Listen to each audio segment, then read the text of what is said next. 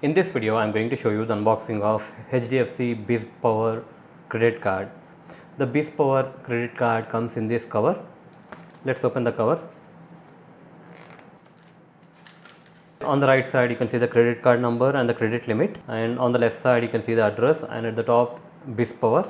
Using the HDFC business credit cards, you can pay income tax and GST payments, and here are some of the features of the HDFC Bank BizPower credit card. Up to 55 days interest free credit, and you can get 5x reward points in billing cycle once you make the payments using SmartPay or PayZapp. With BizPower credit card, you will get a complimentary Amazon Prime membership and BizPrime membership on making one transaction, and also there is a milestone benefit. You will get 2500 worth voucher of Make My Trip or Reliance Digital every quarter if you spend more than 2.5 lakhs in a quarter.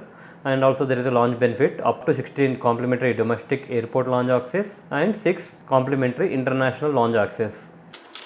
Here is a HDFC BizPower credit card, and you can see that you need to activate your credit card within 30 days to avoid the closure of the card.